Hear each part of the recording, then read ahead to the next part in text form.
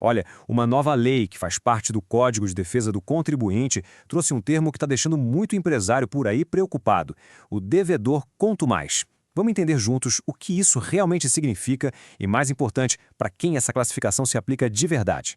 E aí, claro, surge aquela dúvida, né? Será que essa nova classificação, que parece ser bem mais rigorosa, pode de alguma forma impactar um negócio, principalmente em momentos de dificuldade financeira? É uma preocupação super válida e a gente vai esclarecer isso agora.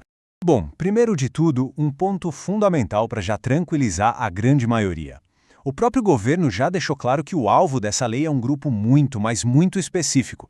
A gente está falando de pouco mais de 1.000 contribuintes num universo de mais de 20 milhões de empresas no Brasil. Ou seja, o foco aqui não é a empresa que está passando por uma dificuldade momentânea, e sim aquela que, de propósito, age de forma desleal. Ok, então, que tipo de comportamento exatamente leva uma empresa a ser classificada dessa forma? A lei é bem específica sobre isso. Vamos ver. De acordo com a lei, o devedor quanto mais é definido por 3 características principais. A falta de pagamento dos impostos tem que ser substancial, reiterada e injustificada. E um detalhe muito importante, não precisa ter as 3 coisas juntas não. Se enquadrar em apenas uma dessas condições, já pode ser o suficiente para receber a classificação. O primeiro pilar, então, é a inadimplência substancial. Isso tem a ver com o tamanho, com o volume da dívida. O segundo pilar é a inadimplência reiterada, que foca na frequência, no padrão, ou seja, quantas vezes a empresa deixa de pagar. E o terceiro pilar é a inadimplência injustificada. Isso significa que não existe um motivo válido, uma razão objetiva para essa falta de pagamento. Agora que a gente já conhece os 3 pilares, vamos mergulhar nos critérios específicos. Afinal, quais são os números e as condições que realmente definem cada um deles? Para os tributos federais, o valor para uma dívida ser considerada substancial foi fixado em 15 milhões de reais. Mas olha só que detalhe crucial. Não basta dever os 15 milhões de reais. A lei exige que essa dívida seja maior do que todo o patrimônio conhecido da empresa. O que isso quer dizer na prática? Que uma empresa muito grande, com patrimônio bilionário, por exemplo, não entraria nesse critério só por ter essa dívida. Agora, para ser considerada reiterada, a falta de pagamento precisa seguir um padrão. A empresa tem que manter dívidas fiscais por 4 meses seguidos ou então por 6 meses alternados. Tudo isso dentro de um período de 12 meses, ou seja, de um ano. E aqui um ponto muito importante.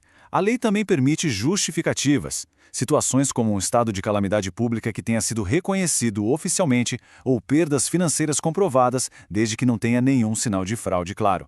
Tudo isso pode impedir a classificação. E mais, dívidas que já estão sendo discutidas na Justiça ou que foram parceladas, essas não entram nessa conta. Para aquela pequena fração de empresas que, de fato, se encaixam nesses critérios tão rigorosos, as consequências são realmente muito severas. Alguns especialistas da era jurídica chegam a descrever como uma espécie de pena de morte civil para um negócio. E as penalidades vêm numa escalada. Primeiro, a empresa perde todos os benefícios fiscais que ela possa ter. Depois, ela fica proibida de fazer negócios com o governo, de participar de licitações. Em seguida, não consegue mais novas licenças e autorizações. Um ponto crítico, ela também fica impedida de pedir recuperação judicial. E o golpe final é a declaração de inaptidão do CNPJ, que, na prática, impede a empresa de continuar funcionando. Bom, diante de uma lei com tantos detalhes e com penalidades tão pesadas, fica muito claro que o mais importante de tudo é entender a fundo a própria situação fiscal. Por isso, o ponto central é que a prevenção é o melhor caminho. Para qualquer empresário que tenha alguma dúvida ou preocupação sobre a sua situação fiscal, o passo mais responsável a se tomar é procurar a orientação de um advogado de confiança que seja especialista em direito tributário. É esse profissional que vai poder analisar o caso, ajudar a prevenir qualquer problema ou encontrar a melhor solução se a situação já estiver um pouco mais delicada. Esse foi mais um conteúdo informativo preparado pela equipe da Duarte Freire Advocacia, com o objetivo de traduzir, em termos mais simples, palavras e ideias do mundo jurídico que muitas vezes podem parecer complicadas.